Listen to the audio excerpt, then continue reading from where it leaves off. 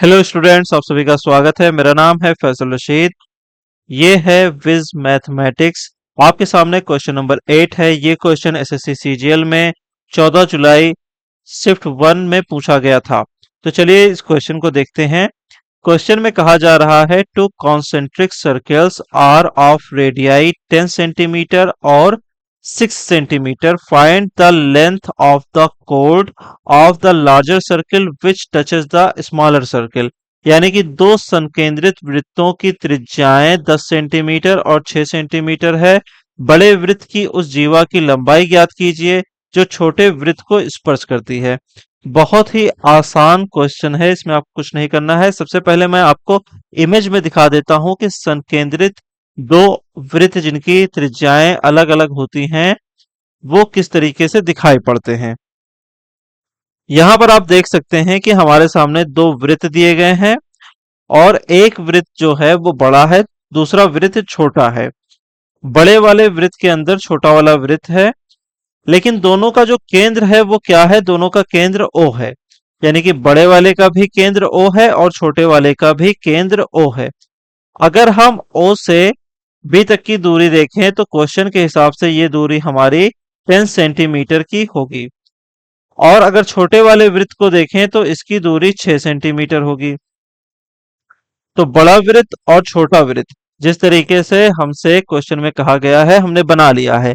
साथ ही साथ मैंने कुछ और भी आगे इसमें लकीरें खींच दी थी, लाइन खींच दी थी, ताकि आपको आगे जो इस क्वेश्चन में कहा जा रहा है वो सॉल्व करने में आसानी रहे। तो देखिए, हमसे ये कहा जा रहा है कि उस जीवा की लंबाई ज्ञात कीजिए जो छोटे वृत्त को स्पर्श करती हो। बड़े वृत्त में अगर हम दो बिंदुओं पर एक रेखा खींचें, दो बिंदुओं को मिलाकर के ए और बी को मिलाकर के हम एक रेखा अगर खींचते हैं और ये रेखा छोटे वाले सर्किल को स्पर्श करके निकल जाती है बिंदु पी पर, तो ये जो बिंदु पी है जहां पर इसको हम स्पर्श कर रहे हैं वहां पर हम ओ से दूरी देखेंगे पी की, तो ये छोटे वाले वृत्त की त्रिज्या के बराबर होगी, यानी कि 6 सेंटीमीटर होगी। ओ से बी की दूरी 10 सेंटीमीटर है। यहां पर आप एक त्रिभुज बनता हुआ देख रहे हैं और ये त्रिभुज, ये ट्रायंगल कैसा है? ओ पी बी, यानी कि ये एक राइट एंगल ट्रायंगल बन रहा है जो कि है ओ पी बी।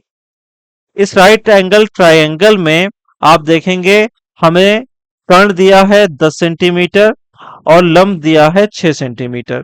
तो हम पाइथागोरस का अगर फार्मूला यहां पर अप्लाई कर दें कि कर्ण का स्क्वायर बराबर लंब के स्क्वायर के और आधार के स्क्वायर के, तो यहां पर अगर आप वैल्यूज को पुट करेंगे तो देखेंगे क्या बन रहा है।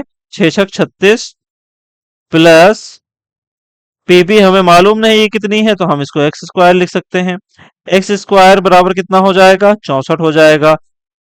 36 लेफ्ट साइड में आएगा, 100 में से माइनस हो जाएगा, 64 बचेगा।